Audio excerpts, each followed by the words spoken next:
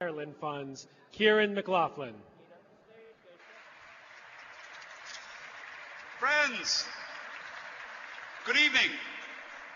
Good evening, Mr. Vice President, Taoiseach. Good evening, friends, and welcome to the 25th Annual Ireland Funds National Gala. Please give yourselves a big round of applause. Thank you. This is our annual celebration of all things Irish and Irish-American. In other words, a great Irish party. Hardly surprising when you think about it. What Irish gathering is not a party? It's said, after all, that the only difference between an Irish funeral and an Irish wedding is one guest. But I am delighted to say that joining us tonight, we have some very distinguished visitors. And this is a long and impressive list, so perhaps you might hold your applause until I reach the end of it. And we begin, of course, with our honoured guests and speakers, on Taoiseach Enda Kenny, Vice President Mike Pence, Ambassador Anne Anderson, Senator George Mitchell, 35 members of Congress, including House Minority Leader Nancy Pelosi and Congressmen Peter King and Richie Neal, joint chairs of the Friends of Ireland, Sir Kim Dorrock, the British Ambassador, Paula Dubriansky and Mitchell Rees, former special envoys to Northern Ireland, Martin Fraser, the Secretary General of the Government of Ireland, about a quarter of the way through, Sir Malcolm McKibben, representing the Northern Ireland Executive. From Northern Ireland, we have Ian Paisley Jr., the Chief Constable George Hamilton, our good friend Christopher Moran of Cooperation Ireland, and in particular, our dinner committee, who are the bedrock of tonight's success: Jim Carroll, Tom Corcoran, Steve Coyle, Susan Davis, John Ferry, Joe Hassett, Norman Houston, Eric Huey, Joe Kelly, Dennis Lucy, Bernie Mackay, Riley O'Connor, Mike O'Neill, Matt Shea, John Tolman, Mark Toohey, and the founder of our National Gala, Paul Quinn. Please give yourselves again a wonderful round of applause. Thank you. For the last 25 years, we in the Ireland Funds have had the privilege of recognising some remarkable honorees and guest speakers, and we'll remind you of all of those a little later in the programme. And all of our honorees and all of our guests have come from both sides of the aisle, sharing different political opinions, often divergently different political opinions, but all sharing one common purpose, which has been to support Ireland and Irish people. And I'm glad to tell you that over that 25 years, this dinner has raised over I wish that were true, $15 million for hundreds of projects benefiting thousands of people. But it has been, thank you, congratulate yourselves. But it has been an extraordinary 25 years in the story of Ireland also. In 1993, on the occasion of this first dinner, the peace process was in an embryonic state, and the economy was only finding its feet. Since then, of course, peace has been achieved, and today Northern Ireland stands as a template for healing divided societies. And the Irish economy soared, crashed, and is coming back again. We can truly say that whereas the era of the Celtic tiger has passed, the era of the Celtic phoenix has arrived. But we know too that we should not take any of that progress for granted. The lesson of the Northern Ireland peace process is that it is just that, a process, not a moment in time. As Yeats said, peace comes dropping slow, and we must remain absolutely engaged, focused on, and in care of that peace process to bring it to its conclusion. Equally, the recovery in Ireland is real, but it is uneven. Many people are struggling to find stability and forge a future for their families, and that is why your support, your philanthropy tonight is so important. You're helping to maintain the social fabric of Ireland as the country recovers. You're helping create opportunity and new beginnings for a people who've come through a very, very difficult time. And as ever, you are creating connections between the two traditions in Northern Ireland. And just as your philanthropy has never been more important, you have never been more generous. In our 40 years, you and your fellow donors across 12 countries have contributed over $550 million to 3,000 projects across Ireland. Thank you. But almost half of that has been contributed in the last 7 years. So that is your response to recent circumstances in Ireland. Last year alone, you contributed over $500,000 a year to enable us to support a project a day. So let me assure you, you are really standing up for Ireland when it counts and delivering support to where it is needed most. And I thank you most sincerely for that. But tonight also we remember not only the contribution of the United States and the people of America to Ireland, we remember and celebrate the contribution of Irish immigrants and their descendants to the building of this great nation. 9 of the signatories of the Declaration of Independence were of Irish stock. Over half of all American presidents claim Irish ancestry. The Irish built the roads, laid the railways, drove the buses, drove the cabs, cared for our communities and hospitals and schools, protected those communities as first responders, cops, firemen, and critically and most importantly, in our military. Of the 3,500 medals of honour presented in United States history, over 2,000 have been presented to Irish Americans, which is twice the number of any other ethnicity. So from the time of the arrival of the first Irish in this country right up to this day, Irish immigrants and descendants have played an outsized role in the development of this country, and we celebrate one such tonight, the 48th Vice President of the United States, Mr. Mike Pence. Thank you again for being here, sir. So tonight, instead of the Ireland funds, people come for the party and stay for the mission. I will finish soon and we will get on with that party. But let me assure you we're backing a great mission. And a great mission requires great leadership, and that we have that in abundance in our leader. He's a great businessman, a great entrepreneur, he's a great philanthropist, he's a great Irishman, and he's a great Irish American. Will you please welcome the Chairman of the Ireland Funds America, Mr. John Fitzpatrick.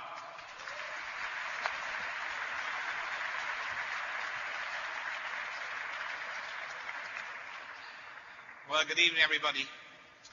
I better watch this prompter. I might end up reading the Vice President's speech if I'm not careful. Well, good evening, everybody. An Taoiseach, Mr. Vice President, Speakers, Senators, Congressmen, Ambassadors, Consuls Generals, Lord Mayor, and ladies and gentlemen. Just first of all, thank you all for being here tonight. But first, I want to give a special welcome to An Taoiseach Enda Kenny. You know, he's here tonight with his wife, Fionnuala, and as Kieran said, he's a great leader, and I'd like to thank him once again for the support and especially for making time to be here with us tonight. Now, we're going to hear later from the Taoiseach, but for the moment, can we give the Taoiseach and his wife, Fionnuala, a very big Irish warm welcome.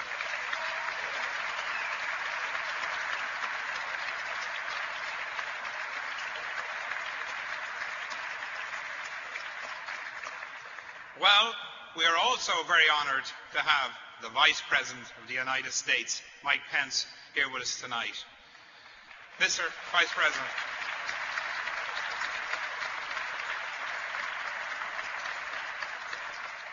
Mr. Vice President, we thank you so much for your support and wish you every success in helping to lead this great country. Now, we're looking forward to hearing from the Vice President later, but for the moment, can we join in welcoming him, but also his wife, Karen, and his family, and all. It's great to have a big family welcome here tonight. Let's give them a big round of applause.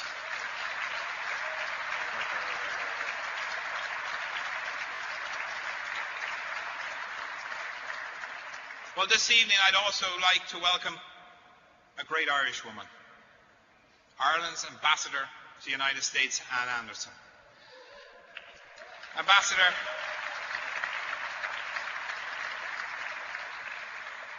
you've done so much to help keep this special relationship between Ireland and the US so strong, and we appreciate your contributions to making that happen. But you're also a true role model for the next generation of young women who feel the calling to enter that government service. You've been a great friend to the funds, and as your current assignment winds down, please know that you will be greatly missed.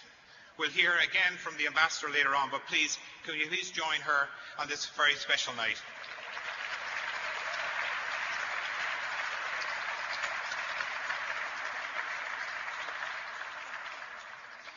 Well, also tonight, we are honoured to have a great man with us, a former senator, Senator Majority Leader, and of course a diplomat. But he is also a great Irish American and a great friend to Ireland, and that of course is Senator George Mitchell.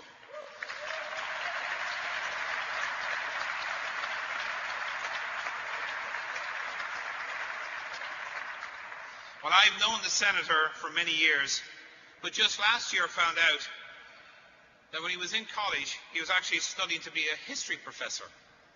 Well, it turns out that instead of teaching history, he's actually helped make history, in particular for all the great work he's done on the Northern Ireland peace process. Could you please join me again in welcoming Senator George Mitchell?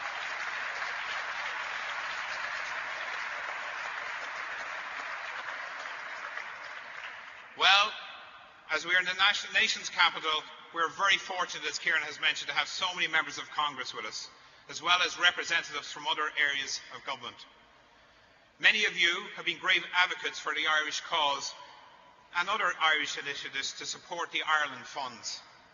But we are also honoured to have representatives of the Government of Ireland and the United Kingdom here with us tonight.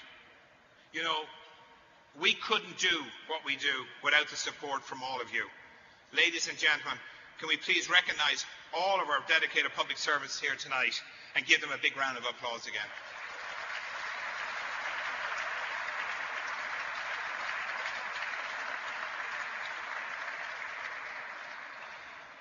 Well, now, everybody knows that the Irish love talking politics.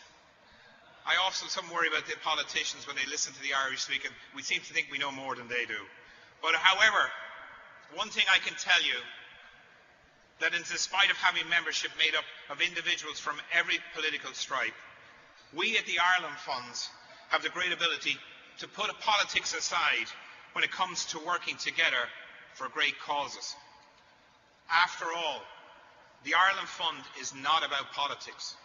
It's about making a difference in people's lives. So at this stage, I want to thank again, and I know they've been mentioned, but they put so much work into this dinner. I'd like to thank again the 16 dinner co-chairs and the very large dinner committee. Can we please give them all a big round of applause for tonight?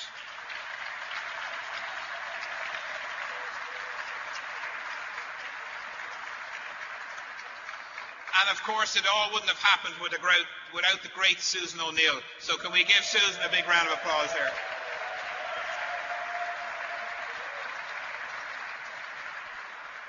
Well, you know, you've heard me say many times before that the Ireland Fund Board is the backbone of this great organisation. So I want to thank them for their support as I start my second term as your chairman. Now, several board members are here with us tonight, so can you please join me in recognising them and all our board members for all the hard work they do. Thank you.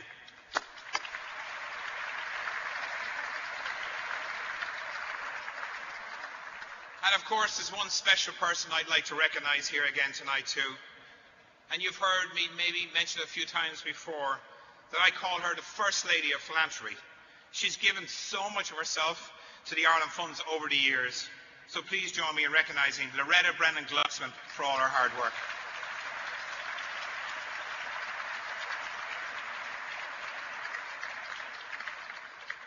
You know, I firmly believe that the strong connection between Ireland and the United States is pretty special. I was born in Ireland and came here as an immigrant. And most of my family still live in Ireland, so, you know, it's natural for me that despite living here now 25 years in the United States, that I still have a strong connection to Ireland. But most of you were born here. And maybe it's your parents, your grandparents, or your great-grandparents who came over here to start a life. Yet, when we look around this room tonight at all of you, you can see and even feel this incredible passion and connection with Ireland that you all have. It is truly amazing. So, as an Irishman and a proud American, I want to deliver just a simple message here tonight, and that is, on behalf of the Ireland Funds, we want to thank you, ask you to stay with us as we continue this great journey to work together to support great causes, here in the United States and back home in Ireland. So thank you once again, and give yourselves a big round of applause.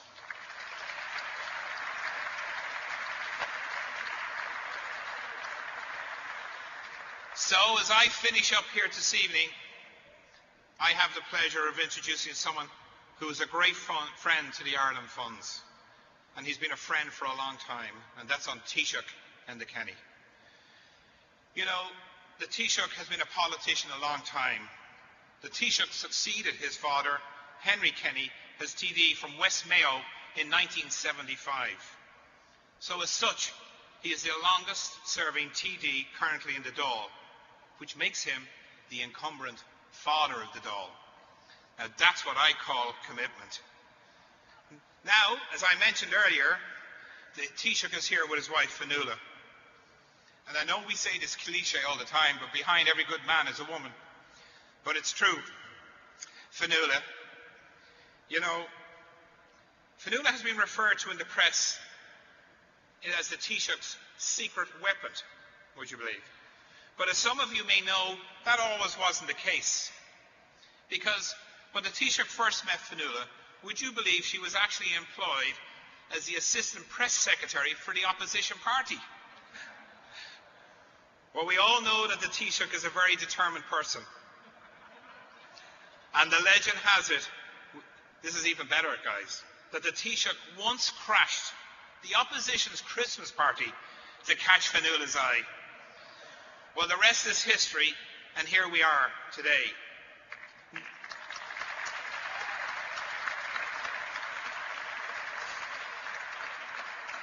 Well, the reason why I mentioned this, and there's a very important reason, is because recently they celebrated their 25th wedding anniversary. Could you please join me in congratulating the Taoiseach and Fionnuala Kenny?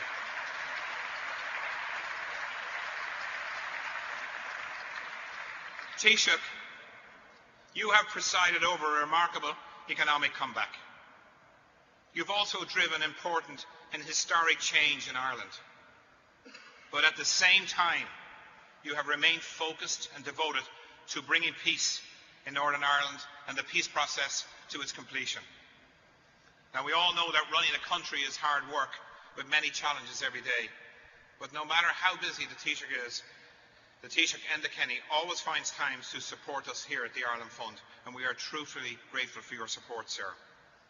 But he is also a great friend to the United States, and it is fitting that he is here with us tonight in the nation's capital. So, ladies and gentlemen, please join me in welcoming our Taoiseach, Enda Kenny.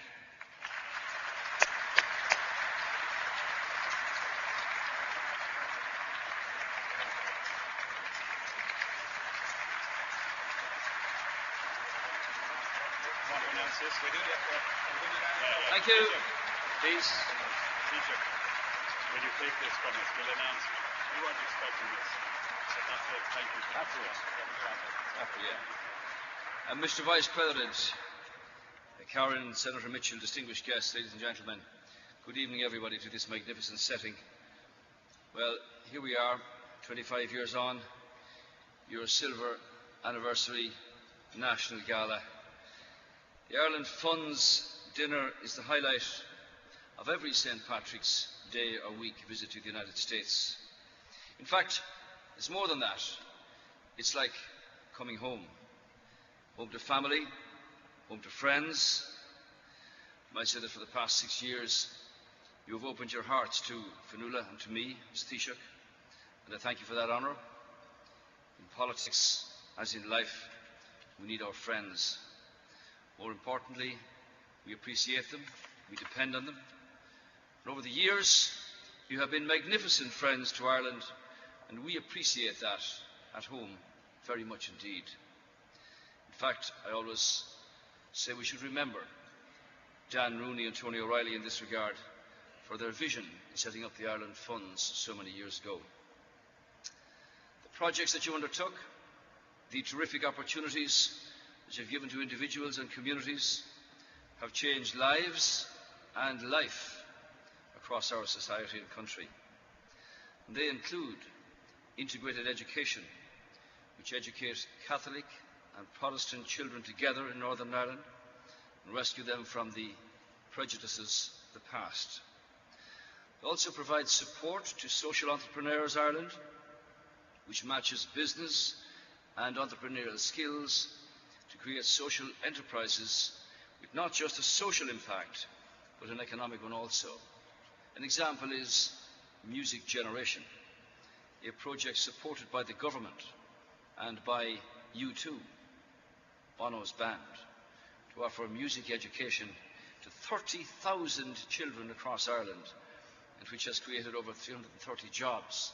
It's an opportunity for young children who have access to musical instruments and music in a way that they might never have because of facilities and costs involved.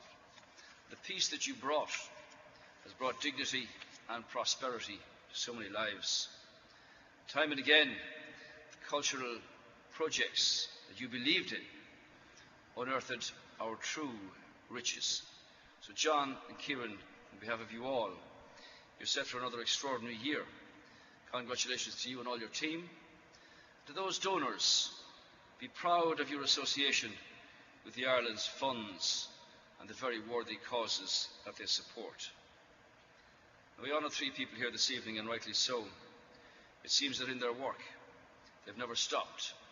It seems even to breathe. And they are, of course, Vice President Mike Pence, Senator George Mitchell, and Ireland's Ambassador to the US, Anne Anderson. And I say it's a long time.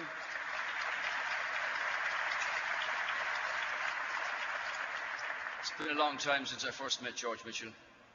You are, sir, in every sense of the word, a true legend. Son of immigrant stock, the United States gave you the opportunity to contribute as a judge, as a senator, the Senate Majority Leader from 1989 to 95. And it is because of leaders like you that 20-year-olds in Northern Ireland see what we euphemistically call the Troubles as being part of history.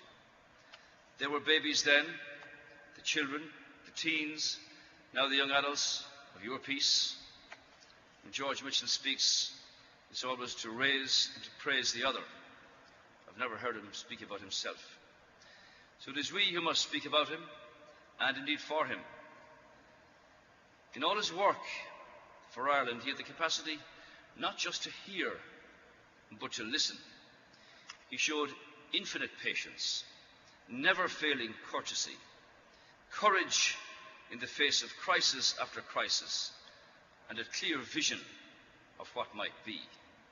And that was how he succeeded in the Good Friday Agreement, so fragile and so strong, so important and so relevant.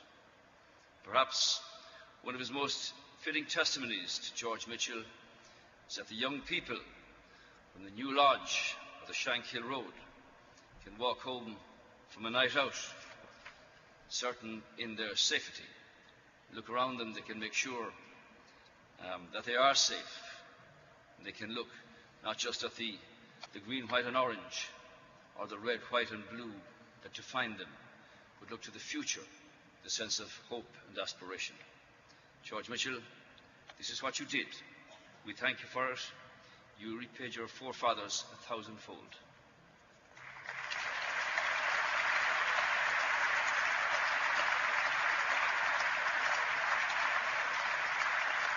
This evening I had the pleasure to meet Vice President Pence and his wife Karen and members of his family. Mike Pence, a family of immigrant stock to the United States. I look forward to spending more time with him and his wife Karen, particularly at the breakfast which you host in your residence in the Naval Observatory, where we celebrate the long relationship between our two great nations. Vice President Pence has joined the distinguished list of Irish Americans who have occupied the highest political offices in this country. And we take special pride in the fact that for the first time in the history of this great republic, one Irish American has succeeded another Irish American in the office of the Vice Presidency of the United States.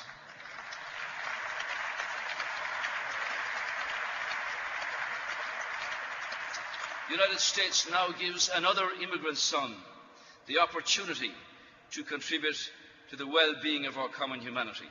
And I know, sir, that you will grasp that opportunity with both hands and open arms.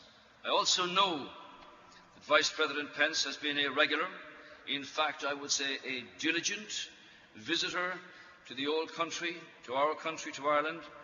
He's spoken beautifully about his trips to Ireland as a teenager, helping out on the family farm in Sligo and the family public house in Clare. That's where he gets the music. Clearly, these experiences have stayed in his heart in a distinguished career, both in Congress and as Governor of Indiana. Mike's mother, Nancy, is not here this evening because of the snow. She can imagine the pride in a mother of her senior years in seeing her son elevated to the Vice Presidency of the United States of America. It's a pleasure to welcome your sisters here. Anne and Mary have travelled with you for this occasion. Someone I've had the honour and the privilege of working with over the last number of years has been Ambassador Anne Anderson. And Anne, not only for your consummate diplomacy, you've been wonderfully kind to me, to Fionnuala, and my staff whenever we visit. It's meant a lot. As you may know, she's supposed to retire this year after a distinguished diplomatic career in which she has been ambassador to the European Union, to France, to the United Nations, and now finally here to Washington, D.C. After 4.5 decades, she doesn't look that aged, of service to our country and international diplomacy, there are no glass ceilings left for her to shatter. I wish you, Anne,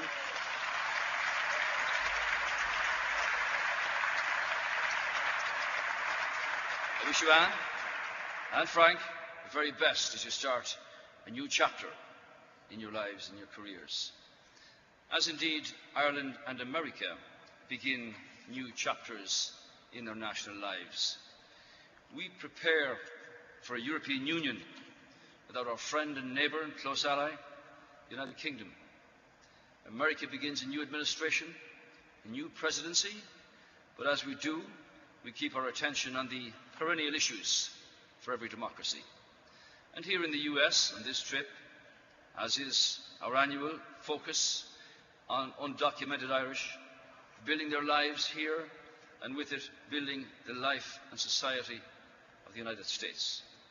You know them, I know them, they work hard, they give to America, they love America, and as Kieran pointed out, many have died for America.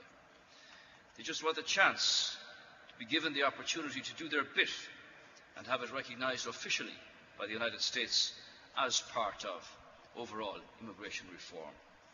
In this country,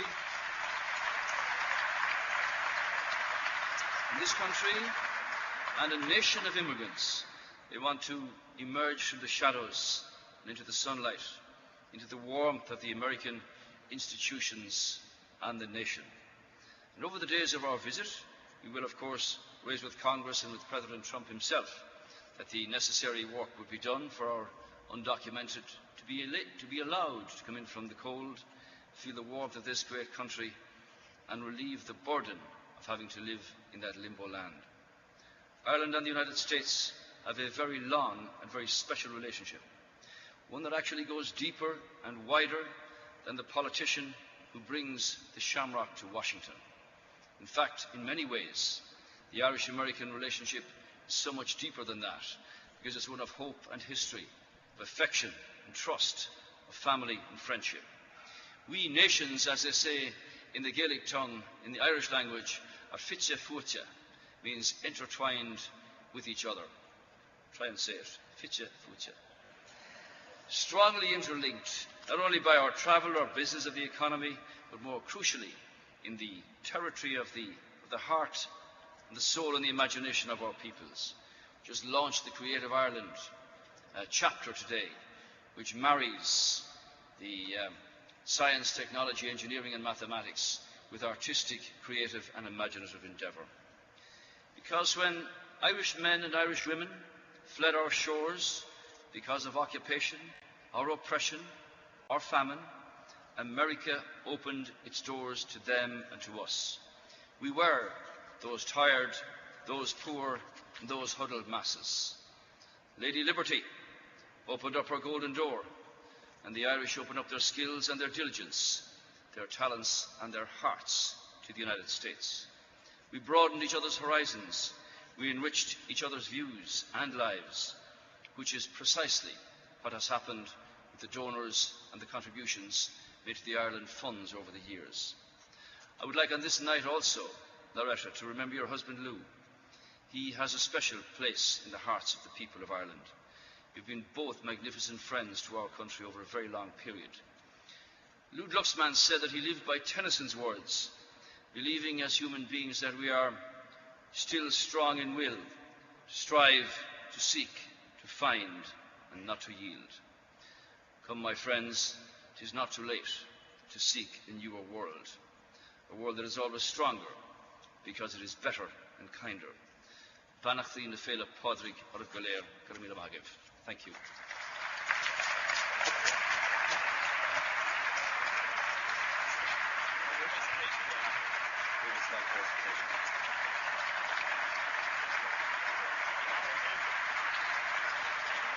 On Taoiseach, in recognition of your strong leadership and your friendship to the Ireland Funds, we'd like you to accept the Burden Bell Award.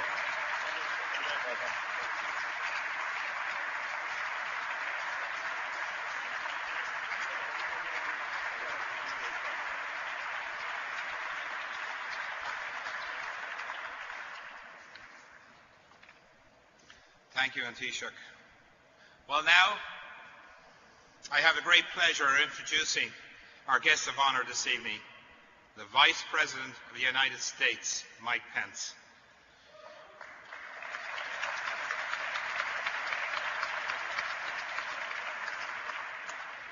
You know, this country is a great country whose very nature is to be a melting pot, where people from here and other places around the world, immigrants like myself, meet and blend. And throughout America's history, many families have come together this way. In fact, it's really how America was built. Well, nobody is a better example of this than our special guest this evening. Our new Vice President is a shining example of this very American dream. His grandparents were immigrants to this country and worked hard to build a life here. And just 2 generations later, their grandson now sits in the second highest office of the land. With strong roots in County Clare and especially County Sligo, where his grandfather Richard Michael Crawley came from, the Vice President is a real American and is also a true son of Ireland that we can all be proud of. You know, a few months ago I read something that the Vice President said that left me feeling very hopeful for the future. When campaigning for re-election to Congress way back in 2006, a New York Times reporter interviewed him about immigration, where he stood in a tomato field, or we say tomato field, next to migrant workers. But when asked why a congressman from Indiana was so focused on immigration, his response was simply said, April the 11th, 1923. Well, April the 11th, 1923 was the date that Richard Crawley, his grandfather, landed as Ellis Island from Ireland. We at the Ireland Funds are delighted that we have a Vice President who knows and understands where he came from, but understands in fact that almost all of us here in the United States have roots elsewhere. So, could you please join me now in giving a big Ireland Fund welcome to the Vice President of the United States, Mike Pence.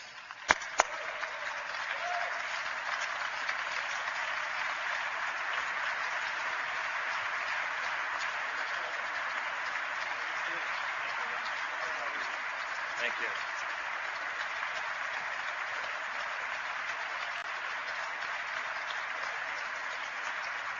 Thank you so much.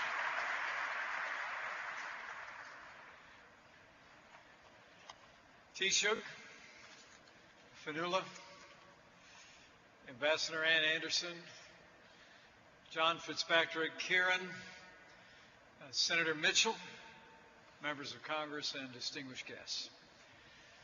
It is hard to describe what a privilege it is for me and my family to join you here tonight for the American Ireland Fund's 25th Silver Anniversary National Gala. Thank you for having us tonight. I bring greetings tonight from my friend, the leader of the free world, the 45th President of the United States, and to the Taoiseach, I would say, as he'll find out, a guy who likes to play golf in Ireland, President Donald Trump.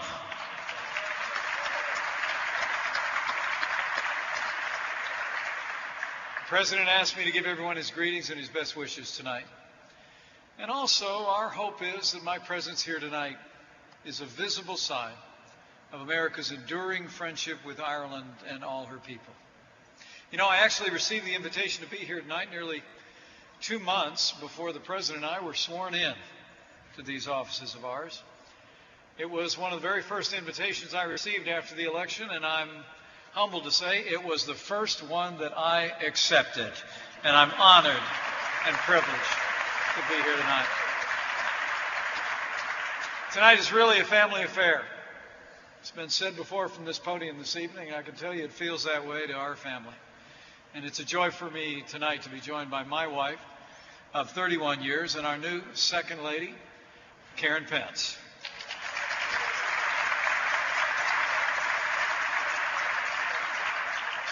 Karen and I are also delighted to be joined tonight by our Irish daughter, Charlotte Rose. And my Irish sisters, Annie and Mary, traveled from far across the country to be with us tonight. And if there weren't all these inches of snow, Mr. Taoiseach, I can assure you my mother, 83 years young, red hair, crystal blue eyes, would still be here, but I know she's smiling.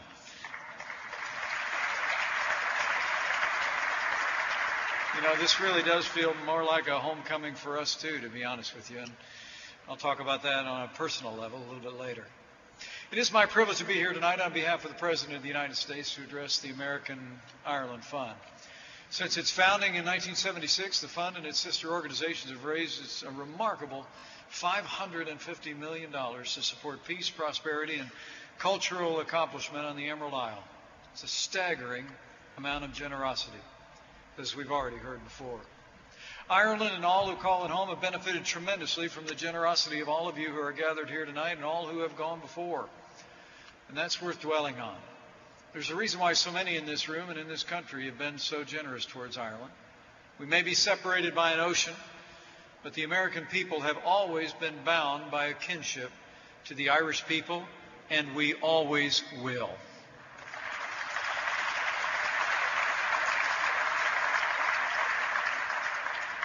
The bond between the people of America and the people of Ireland stretches back into the mists of American history. Drawn by the promise of this brave new world, the sons and daughters of Ireland began leaving their land for ours as far back as the 17th century. They came here one by one, sometimes in small bands, but what they lacked in numbers, we already heard tonight, they more than made up in courage. Irish immigrants and their descendants became proud patriots in America. Thousands fought for their adopted homeland and the timeless ideals we hold dear in our Revolutionary War. No fewer than 9, as you've already heard, signers of the Declaration of Independence, no fewer than 4 of the Founding Fathers at our Constitutional Convention could trace their roots to Ireland. And no less a man than George Washington himself, our first president, referred to Ireland as, quote, a friend of my country, and so it will always be.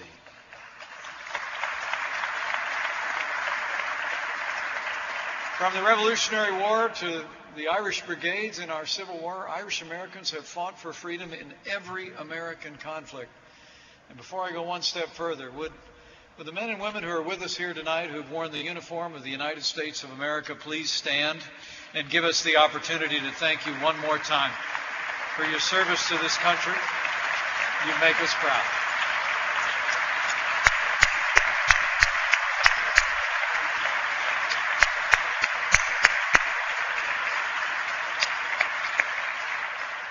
But But Ireland's contributions to America didn't end with the establishment of the shining city on a hill. Indeed, none saw that beacon more clearly or with more excitement than the Irish across the sea. Whereas once they'd come to America slowly in a trickle, suddenly the children of Ireland came here in a swell, as history records. They spread to every corner of this continent, settling in cities and towns, in places where none had settled before, and wherever they went, opportunity and prosperity soon followed. From the vantage point of the present, it's clear that the Irish have left an indelible mark on the history of this country for the betterment of the American people and the betterment of the world. Our history books are filled with the names of Irish immigrants and their descendants. More than 32 million Americans can trace their heritage back to Ireland. A reminder that the Irish are one of the strongest and most vibrant threads of our national fabric. And tonight, it's an honor to be here on behalf of President Trump to reaffirm the United States' enduring commitment to the Republic of Ireland and Northern Ireland, to the peace process, and above all else, to the timeless and enduring friendship between our people and yours.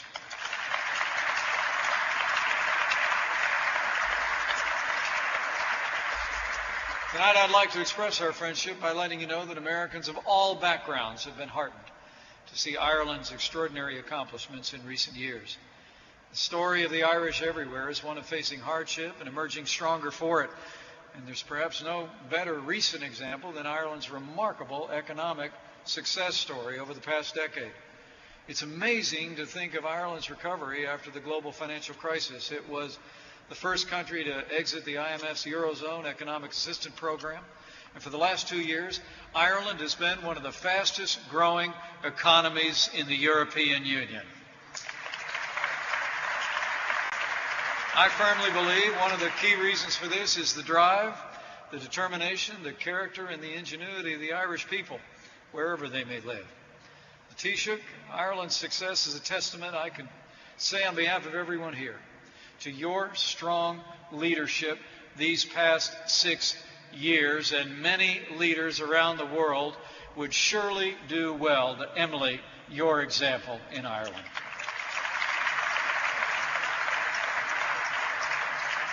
Another sign of our friendship with Ireland is America's robust economic partnership with you.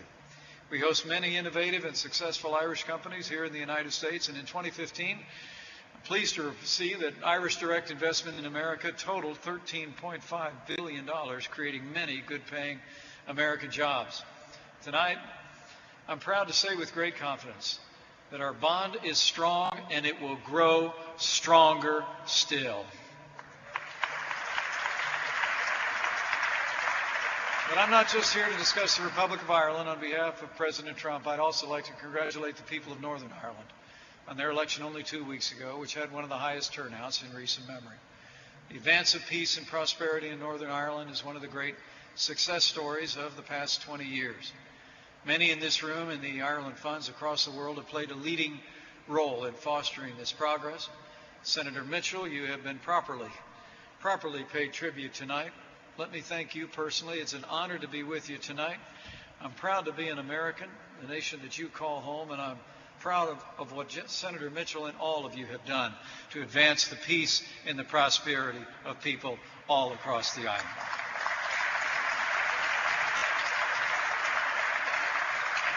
And we thank those unsung heroes in Ireland and Northern Ireland who day in and day out do the difficult and important work of strengthening communities, educating children, building that brighter future for the Emerald Isle and all who call it home. Their heroic actions bring to mind someone else, a proud son of Ireland, a proud servant of America, Thomas Francis Maher. On this side of the Atlantic, we remember Maher for his bravery in our Civil War. He led the Irish Brigade I mentioned just a few moments ago, and he ultimately rose to the rank of Brigadier General. He was originally from Ireland. In 1848, he famously designed the Irish tricolor that flies over the Republic to this very day. Upon presenting his design, he spoke words that resonate even today, and I quote, "The white in the center signifies a lasting truce between the orange and the green, and I trust that beneath its folds, the hands of the Irish Protestant and the Irish Catholic may be clasped in generous and heroic brotherhood." Tonight, let's all pray. Those hands of brotherhood may never separate.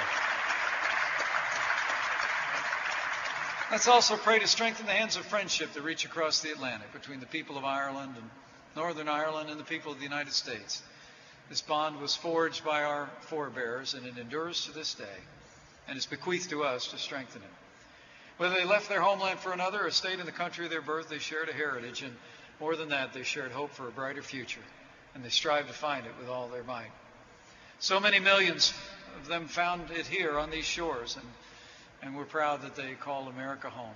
The story of the Irish in America is the story of America itself.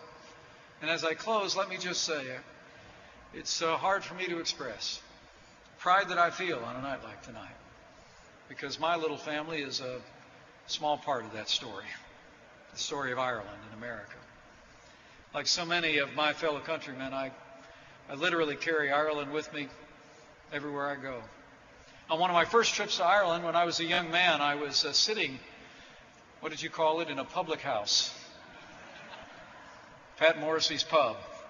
It's still open in Doonbeg to this day. Pat was around back then, and he let me help out behind the bar. I'll never forget the little old lady who spoke to me, and I told her very quickly that I was related to the Morrisseys, distant cousins.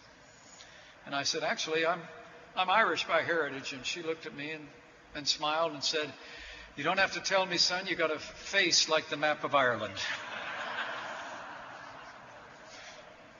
You know, and it does all go back to that day. And it was Inauguration Day just a few short weeks ago. People asked me what I was thinking about, surrounded by my wife and my children, our beautiful new daughter-in-law. My mother was just there, a few seats behind the president. I just kept thinking of that day in April of 1923. That was the day when Richard Michael Cawley stepped off the boat on Ellis Island. He was in his early 20s when he steamed into upper New York Bay aboard the Andania, the ship that carried him here. I can't imagine what the sight of the Statue of Liberty meant to him that day, holding aloft the torch of freedom. My grandfather went home to be with the Lord when I was in about my 26th year, but we were very close. He said I was the only Irishman born among the 4 boys in our family. Not sure yet what that meant, but I was flattered by it. My grandpa had grown up in a little town called Tubbacurry in County Sligo. When I was a young man, I had a chance to visit that house before they tore it down. It was just a 2-room house where his 8 brothers and sisters grew up. I literally walked up the hill that when Karen and I and the kids visited Ireland just a few years ago, we walked up that hill as well. The legend in our family was my great-grandmother had stood outside that little house and looked over at the Ox Mountains and looked off to the west and told him that he needed to go because she said, there's a future there for you. He wouldn't speak to his mother for 25 years. And when he said the old country, he said it with a reverence that I could never adequately express. Talked about crossing the pond. Talked about the heartbreak of that separation. But as I stood on that inaugural stage, I just kept thinking of that Irishman. I kept thinking of what he would be thinking about looking down from glory. And I know 2 things for sure. Number 1, knowing me as well as he did, he would be extremely surprised. And number 2, I have to think he just thought he was right. He was right about America. He was right to summon the courage, as generations did before and since, to come here and follow their dreams and make the contributions that they did. He was right to drive that bus for 40 years in Chicago. He was right to raise that irascible redhead that would marry a fast-talking salesman and follow work down to a little small farm town in southern Indiana and raise 6 kids with the same heritage and the same values that she'd been raised with. The truth is that whatever honors I will receive over the course of my service as Vice President, to receive an honor in the name of the Irish people and my Irish heritage will count as chief among them. Because all that I am and all that I will ever be and all the service that I will ever render is owing to my Irish heritage, and I will summon what is the best of it as I serve the people of this country with the faith, with the determination, with the cheerfulness, the humility, and the humor that is characteristic of the great people of the Emerald Isle. So here's to Ireland. Here's to the United States of America. Here's to our shared heritage. And here's to the confident hope that the ties between our people and the Irish people will only grow and expand as the years go on to the betterment of our people and the world. Thank you very much for this honor tonight, and God bless you all. Give a slight presentation.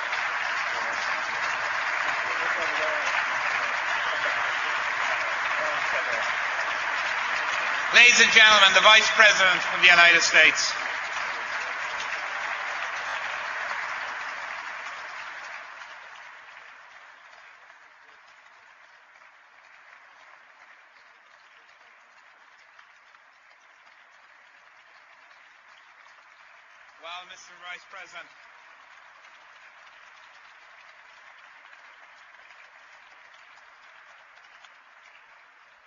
Well, Mr. Vice President, we'd like to present you with two gifts that mark your Irish roots. First, this illustration of the family tree, a family tree with strong roots in Ireland. And Taoiseach, maybe you'll help pull it off there and we'll show it to you. Look. Wow. This goes back. And then, of course, very good one. But there's also something very special as well. And the second is a copy of the 1912 roll book of Moylock School in County Sligo, Ireland, listing Richard Cawley, your grandfather, as a student. There you go. Congratulations, Mr. Vice President.